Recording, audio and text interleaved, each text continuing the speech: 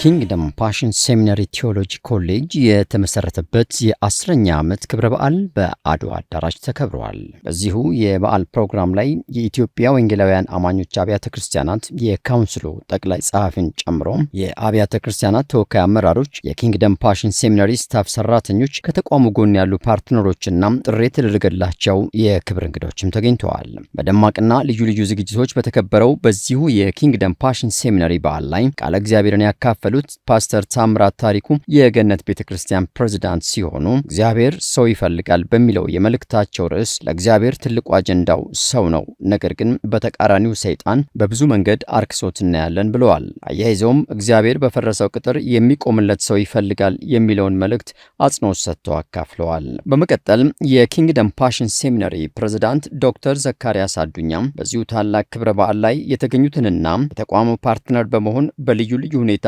ድጋፍና ትብብር ሲያደርጉ የቆዩትን በማመስገን የኪንግደም ፓሽን ሴሚናሪ አመሰራረት አስመልክቶ የግንዛቤ ማስጨበጫ መልእክቱን ካቀረበ በኋላም ለበዓሉ ለተገኙት ታዳሚዎች የኢትዮጵያ ቤተክርስቲያን ፈተና ውስጥ ነው ያለችው፣ እንትጋም፣ እንጸልይ በማለት መልእክቱን አስተላልፈዋል።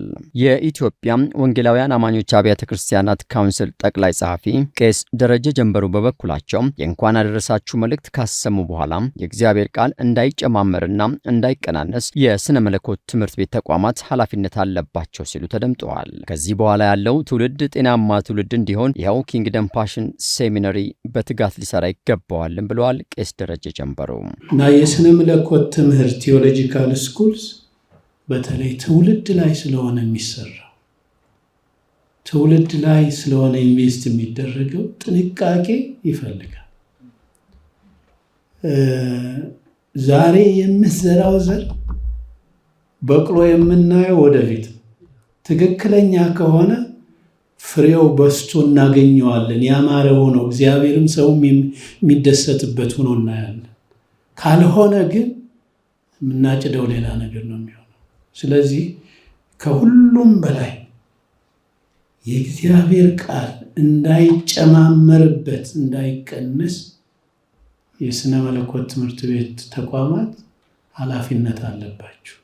በመጨረሻም ለኪንግደም ፓሽን ሴሚናሪ ከምስረታው ጀምሮ ተቋሙ ጎን በመሆን ድጋፍና ትብብር ላደረጉ ፓርትነሮች የምስጋናና የእውቅና ሽልማት በዶክተር ዘካሪያስ የተቋሙ ፕሬዝዳንት አማካኝነት ተበርክቶላቸዋል። ኪንግደም ፓሽን ሴሚናሪ በመጀመሪያ ዲግሪ በሁለተኛና በሶስተኛ ዲግሪ እያስተማረ የሚገኝ አንጋፋ የቴዎሎጂ ተቋም መሆኑ ይታወቃል። መጋቢ ታምራት ታሪኩ እባላለሁ። በኢትዮጵያ ገነት ቤተክርስቲያን ውስጥ የቤተክርስቲያኒቷ የቤተ እምነቷ ፕሬዝዳንት ሆኜ ነው የማገለግለው። በኪንግደም ፓሽን ሴሚናሪ ዛሬ መካፈል በመቻሌ በጣም ደስ ብሎኛል።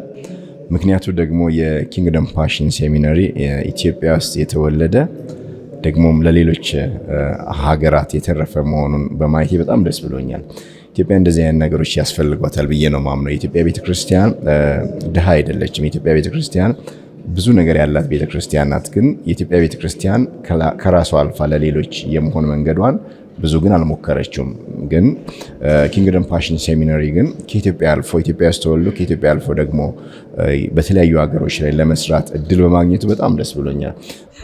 ስሜ ዶክተር ዘካሪያስ አዱኛ ይባላል። የኪንግደም ፓሽን ሴሚናሪ ፕሬዝዳንት ነኝ። ዛሬ እዚህ በጣም ደስ ብሎኛል። የእውነት ደስታዬን ለጌታም ለማገለግለው ህዝብ ለመግለጽ ፈልጋለሁ። ኪንግደም ፓሽን ሴሚናሪ ከተመሰረተ ዛሬ ልክ 10 ዓመት ሞላ ማለት ነው። ሲወለድ ራዕይ ብቻ ነበረ። ዛሬ ደግሞ ህዝብ አለው፣ አገልግሎት አለው። እግዚአብሔር በዚህ 10 ዓመት ባለፉት 10 ዓመታት በጣም አስደናቂ ስራዎችን በእኛ ሰርቷል። እኛ ደካሞችንን አቅም የለንም፣ ግን ደካሞችን የሚጠቀም ጌታ ደግሞ እኛን ተጠቅሞናል። በኢትዮጵያ ውስጥ ከ90 በላይ ካምፓሶች ከኢስት አፍሪካ ደግሞ ከ11 በላይ ካምፓሶችን ከፍተን እያገለገለን እንገኛለን። ምናልባት ከፓርታይም እና የሙሉ ጊዜ አገልጋይን ጨምሮ ከ200 በላይ አገልጋዮችን ወይ ደግሞ ሰራተኞችን ይዘን ሰፊውን ስራ እየሰራ እንገኛለን።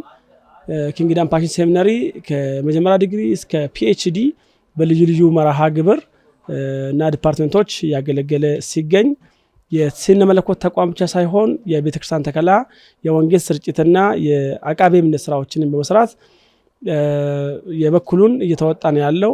ፍጹም ተቋም አይደለም፣ ነገር ግን ወደ ፍጹምነት ራሱን ደግሞ ወደ መልካም ነገር ያሳደገ ያለው ተቋም ነው። በጣም ደስ ብሎኛል። እግዚአብሔር አሳድጎን በዚህ ስፍራ ዛሬ ቆመን በታሪካዊ ስፍራ ቆመን ደግሞ በዓላችን እንድናከብር የቤተክርስቲያን መሪዎች፣ የአብያተ ክርስቲያናት መሪዎች፣ የካውንስል መሪዎች፣ የሃይማኖት ተቋማት መሪዎች እና የመንግስት ተቋማት ተወካዮች በተገኙበት ቤተሰቦቼም እናቴም አባቴም ወንድሞቼም ባለቤቴም በተገኙበት ይህን መሰለ ድንቅ ጊዜ ሳሳልፍ ለኔ እንደ መስራች ደስተኛ ሆኛለሁ። እግዚአብሔር አመሰግናለሁ።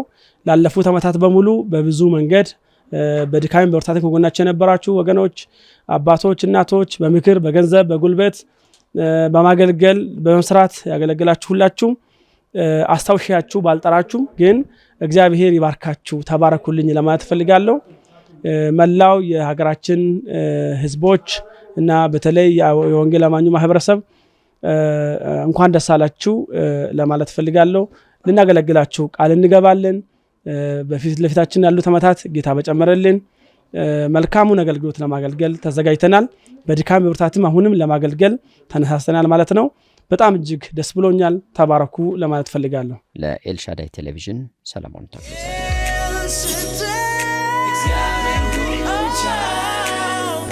Shaddai